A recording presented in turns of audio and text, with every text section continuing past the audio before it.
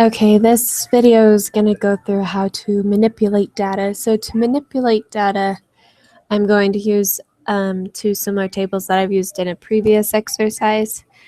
I have my class table and my instructor table. So this, I have already added another column to my instructor table from last time, and I've included a salary to it. So one thing I'm going to do is I still need to input Samantha Spout's salary. So how I'm going to do that is with a DML statement, data modified language, and the update's different than the DDL statements because the DDL statements consist of the structure of the table, and the DML statements are only with the data within the structure of the table. So I'm going to update the instructor class. Oops, there we go. And I am going to set salary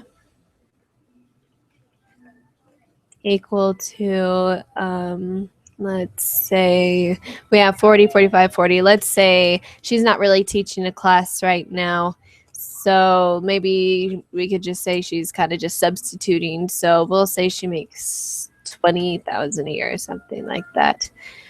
And then this is only going to happen where the first, we could do first or last name. We'll do last name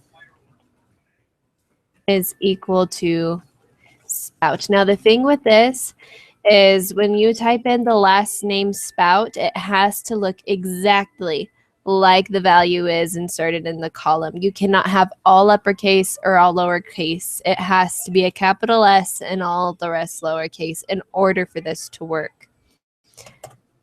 So now it says one row is updated. So here's what it looked like before. So now we should see the new salary value inputted. So we're going to do this, and now we can see our new value has been inputted. So that's one way you can manipulate the data. Another way is let's say Sun is not going to be teaching any classes anymore. She was retiring, and so we had to hire a new professor to take over her classes. Now Sun, her ID number is 4. So if we look at the ID number in the class table, we can see that she taught PE and health. So we had to find a new PE and health teacher. And so the way we'd put in the new name and update it is we would do update again, the instructor table. And this time we're going to set, so we need to set the new last and first name of the new teacher. So the last name of the new teacher, let's say, is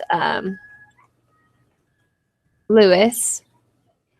And then, so when you're dealing with a set clause, you cannot use an and statement or where, nothing like that. You have to use a comma and only a comma. So it's going to be where the last name is Lewis and also where the first name, not where, but set the first name equal to Jenny. Okay, but we're not done. So now we're saying what we want the new last and first name to be, but where do we want to put this in the table? So we're going to see where. And so we could do it one of two ways. We could do it with the last and first name, but the easiest way would just be to use the instructor ID and they're going to just take over Sun's old instructor ID, which you probably wouldn't want to do in the real world because if you want to keep a history of employees, you'd want to keep the same ID for that employee. And so you'd want to give the new one a new ID number, but we're just going to replace it with the previous ID number. So where the instructor ID is equal to 4. Okay, so it says one row is updated. So now I'm going to pull the, we're going to pull up the instructor table so we can see that we no longer have Sun. We now have Jenny Lewis as our new instructor. And if we look at our Oh no, we don't need to pull up the class table because we didn't do anything to that. So that is one way that you can manipulate data in here. Now, let's say you need to just start over fresh. Okay, I don't have this example, but I do think it's a good example. And we're just going to kind of look at this and play on it. Well, I guess I could use my example anyways, just with the salaries. Let me think, because I didn't plan it, but it would be a really great example if it worked and I didn't mess up at all. Okay, I'll tell you what I did, what I'd like to do. So pretty much the exact same thing. I'm just worried about messing up and taking more time. Is if I wanted to increase their salaries by, let's say, 1%, I would update the instructor. I would, set the salary equal to, and then I would do salary times. Now, if I just do 1%, it's not going to give me their new salary. That's just going to give me 1% of their previous salary. So I need the salary to equal the salary times 1.01% in order to give me their actual salary. And that's how you would do the actual coding for that. That would be a really awesome example. Maybe I'll do another video of just that.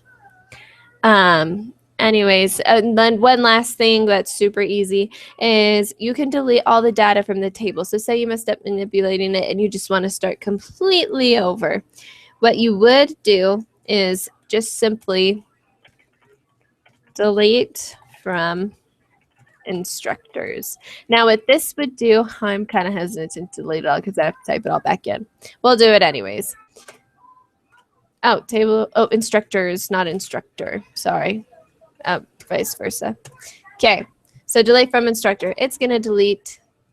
I have a child record in there. Okay.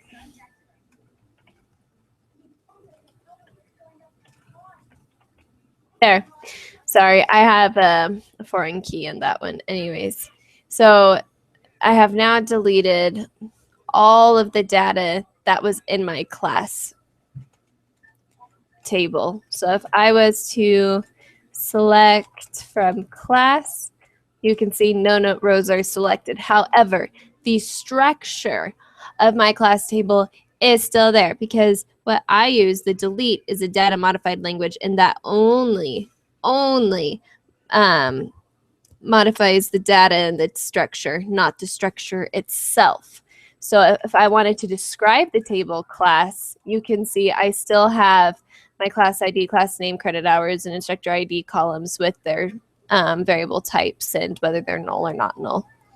And that's a few really cool ways to manipulate data. And I hope this helped.